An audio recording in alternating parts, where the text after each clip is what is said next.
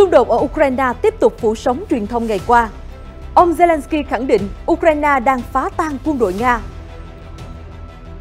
Trong khi đó, Nga tuyên bố tiêu diệt hơn 1.400 binh sĩ Ukraine và lính đánh thuê nước ngoài chỉ trong một tuần. Nga tăng cường sản xuất tất cả các loại vũ khí quân sự. Ukraine cảnh báo viễn cảnh Nga khiến Kiev ảo tưởng về cuộc rút lui ở Kherson. Ở diễn biến khác, Đức khẳng định sẵn sàng huy động lực lượng tại khu vực sau cuộc tập trận con hổ vùng Baltic. Ông Rishi Sunak, người gốc Á đầu tiên trở thành Thủ tướng Anh. Nhà Trắng nói gì về tin Mỹ rà soát an ninh đối với dự án của tỷ phú Elon Musk? Tất cả sẽ có trong chương trình ngay sau đây.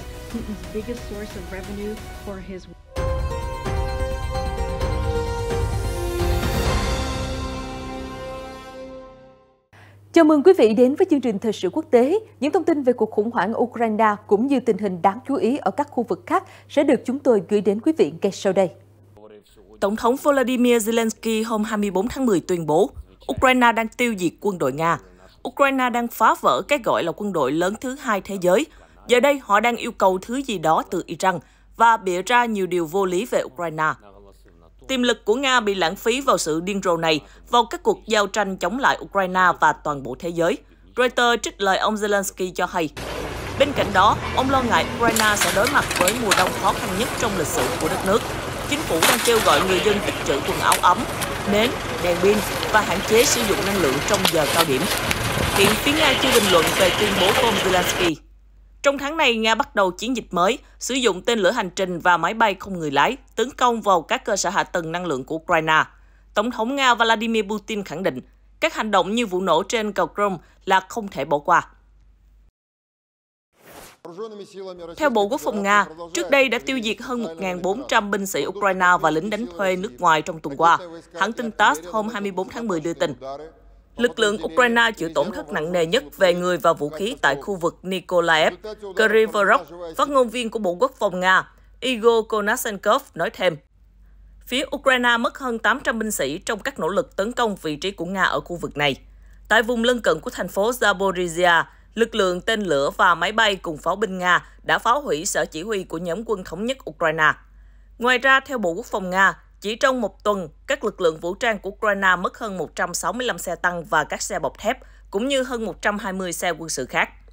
Cũng trong giai đoạn từ ngày 17 tháng 10 đến ngày 23 tháng 10, quân đội Nga đã phá hủy các máy bay chiến đấu chủ lực Sukhoi 25, MiG-29 của Ukraine, cùng với 24 kho đạn dược vũ khí và thiết bị quân sự.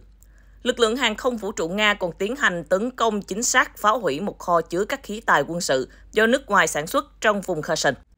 Ngoài ra, Nga cũng tiêu diệt nhiều khẩu đội pháo, máy bay không người lái, tên lửa HIMARS của Mỹ, theo TASS.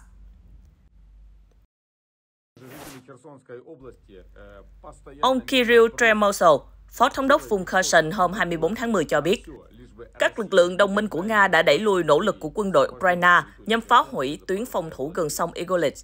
Nỗ lực để phá vỡ tuyến phòng thủ đã bị đẩy lùi trong khu vực sông Igolit. Vì vậy, mọi thứ đều nằm trong tầm kiểm soát. Ông nói trong một đoạn video đăng trên Telegram. Ông Tremosov cho biết, một nhóm lực lượng Ukraine đã bị tạm giữ tại khu vực Berzylav ở vùng Kherson. Vị quan chức nói thêm, các lực lượng Ukraine tiếp tục nỗ lực tiến công ở Kherson nhưng không đạt được kết quả. Trước đó, vào ngày 23 tháng 10, ông Kirill Tremosov cho biết, Moscow đã đẩy lùi các cuộc tấn công của đội quân Kiev ở khu vực Kherson. Ông Tremosov nhiều lần nói trong bài đăng của mình rằng tình hình ở khu vực đang được kiểm soát. Cũng liên quan đến Nga, hôm 24 tháng 10, Phó Chủ tịch Hội đồng An ninh Nga Dmitry Medvedev cho biết nước này đang đẩy mạnh sản xuất tất cả các loại vũ khí, từ xe tăng, súng cho đến tên lửa và máy bay không người lái chính xác cao. Việc sản xuất vũ khí và thiết bị đặc biệt của tất cả các loại đang tăng lên gấp nhiều lần, từ xe tăng, súng cho đến tên lửa và máy bay không người lái có độ chính xác cao. Hãy dũng cảm lên, ông Dmitry Medvedev nói trên Telegram. Theo hãng tin TASS, ông Medvedev nhấn mạnh, các đối thủ của Nga không nên hy vọng rằng nước này sẽ cạn kiệt khí tài quân sự. Vị quan chức còn cho biết, theo lệnh của Tổng tư lệnh Tổng thống Nga Vladimir Putin, ông Medvedev đã tới Nizhny Tagil để kiểm tra việc sản xuất xe tăng tại tập đoàn Uravagonzavod. Đây là nhà sản xuất xe bọc thép lớn nhất trong khu vực. Giữa lúc đó, theo một vị quan chức Ukraine, Moscow chỉ đang tạo ra ảo tưởng về một cuộc rút lui khỏi Kherson khi sơ tán người dân địa phương. Thiếu tướng Kirilo Budanov, lãnh đạo Tổng cục Tình báo thuộc Bộ Quốc phòng Ukraine hôm 24 tháng 10 nhận định, quân đội Nga trên thực địa đang có dấu hiệu rút khỏi Kherson, nhưng đồng thời Moscow cũng đang chuyển thêm nguồn lực. Ông nói về việc Nga chuyển ngân hàng và các tổ chức tài chính khỏi thành phố, đưa bệnh nhân và thương binh nặng ra ngoài, cũng như yêu cầu những người có thể đi lại được rời khỏi bệnh viện. Họ đang thực hiện chiến dịch thông tin, họ đang tạo ra cảm giác rằng mọi thứ đã rút đi, nhưng cùng lúc đó họ đưa thêm các đơn vị mới vào Kherson và chuẩn bị chiến đấu trên đường phố. Tờ The Hill trích lời ông Budanov cho hay. Hiện phía Nga chưa đưa ra bình luận về nhận định trên của quan chức Ukraine. Theo Reuters, trận chiến giành Kherson, khu vực hiện đang nằm dưới sự kiểm soát của Nga, đã kéo dài suốt 8 tháng và dường như đang bước vào thời điểm quan trọng. Lực lượng Ukraine được cho là đang tiến lên dồn ép quân Nga về bờ Tây sông Dnipro. Giới chức do Nga bổ nhiệm cho biết, Moscow có kế hoạch di tản khoảng 10.000 cư dân mỗi ngày khỏi Kherson nhằm đề phòng Ukraine phản công và nguy cơ đại chiến nổ ra ở khu vực này. Theo Ngoại trưởng Nga Sergei Lavrov, nguy cơ Ukraine sử dụng bom bẩn sẽ nằm trong chương trình nghị sự của Hội đồng Bảo an Liên Hợp Quốc. Ông nhấn mạnh rằng, Nga có bằng chứng đáng tin cậy, Ukraine có thể đang lên kế hoạch khiêu khích liên quan đến việc sử dụng bom bẩn. Hãng tin TASS cho biết, tôi cũng có thể nói rằng hôm nay hoặc ngày mai, vấn đề cũng sẽ được thảo luận tại Hội đồng Bảo an Liên Hợp Quốc. Một số người đối thoại của chúng tôi thực sự đề nghị thảo luận về thông tin mà chúng tôi có ở cấp độ quân sự chuyên nghiệp. Đây là cách tiếp cận mà chúng tôi ủng hộ, Ngoại trưởng Nga Sergei Lavrov hôm 24 tháng 10 tuyên bố. Bộ Quốc phòng Nga gần đây cáo buộc Kiev có chất phóng xạ tạo ra bom bẩn. Đây là một loại vũ khí hạt nhân có công suất thấp. Ngoại trưởng Lavrov còn chỉ trích phương Tây vì cho rằng Nga đã tự lên kế hoạch này và đổ lỗi cho Ukraine.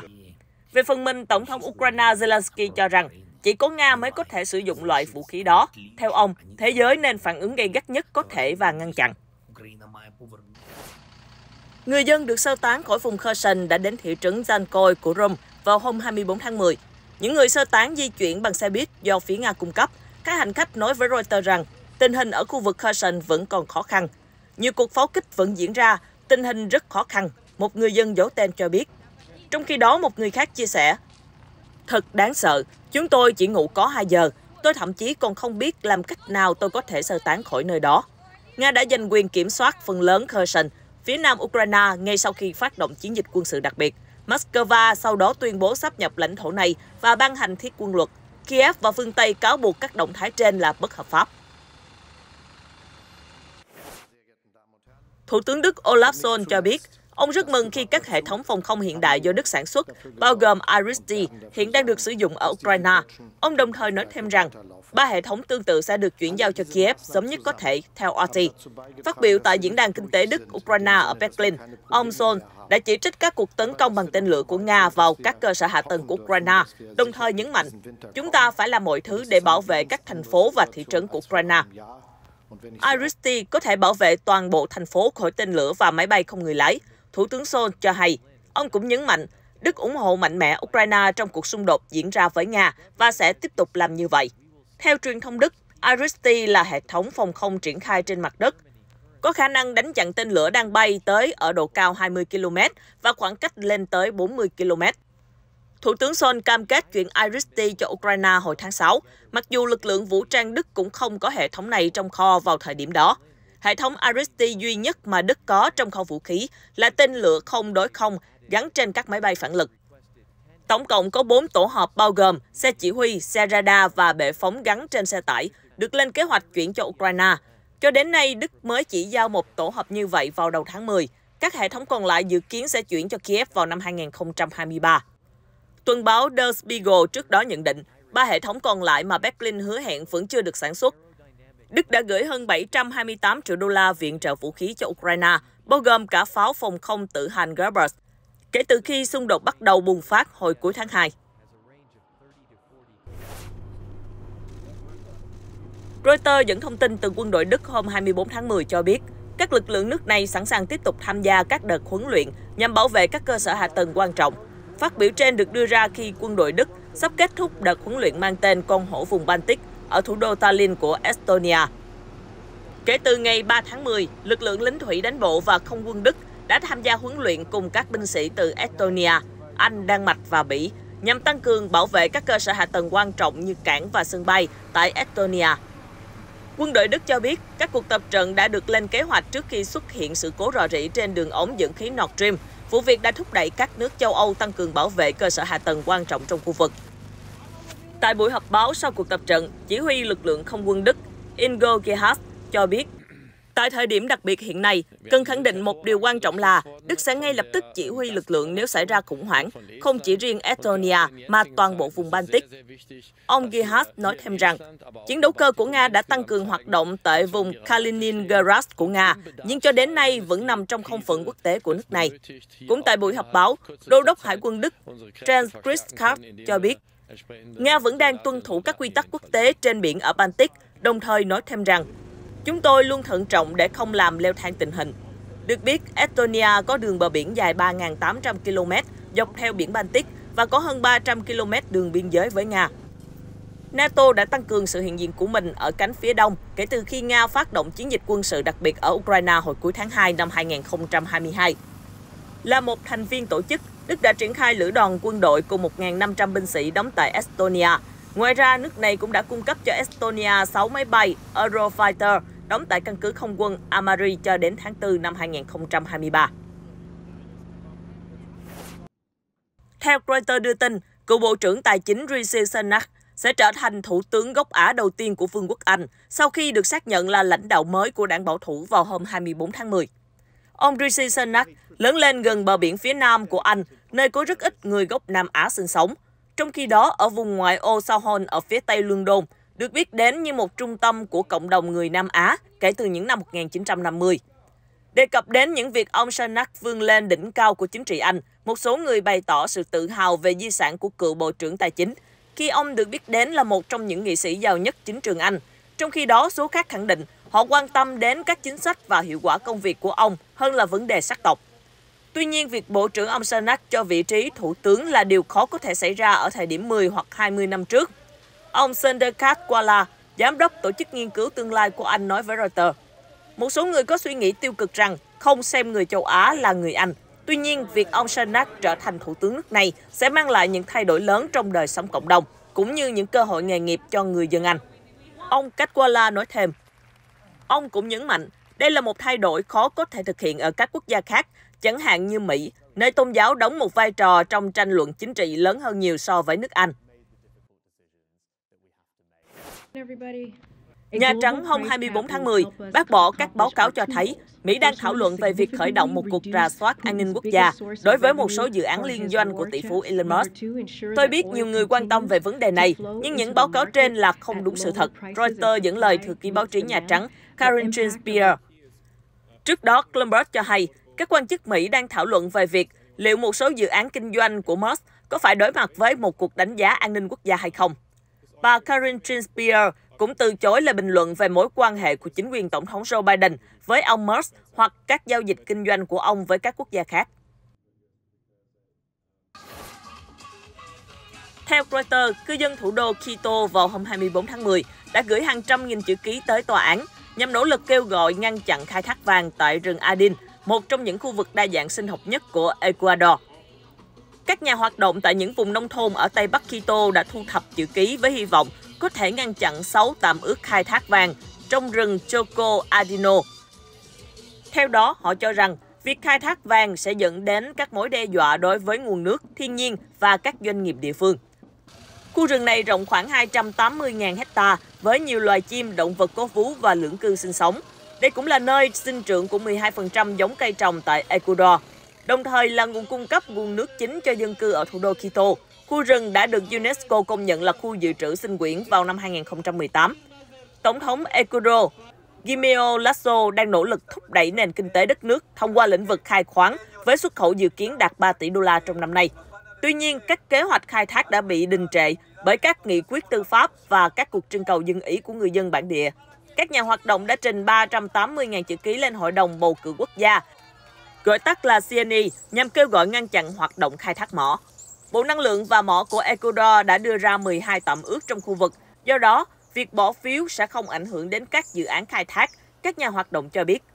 Tuy nhiên, cư dân ở những khu vực này đã đệ đơn kiện lên các tòa án địa phương để ngăn chặn tiến độ khai thác, đồng thời cho rằng Trước đó, người dân đã không được trưng cầu ý kiến về việc khai thác khoáng sản ở địa phương. Bộ Năng lượng và mỏ Ecuador chưa đưa ra bình luận về vụ việc này. Các nhà hoạt động địa phương hy vọng cuộc trưng cầu dân ý sẽ được tổ chức vào tháng 2 năm 2023 tới.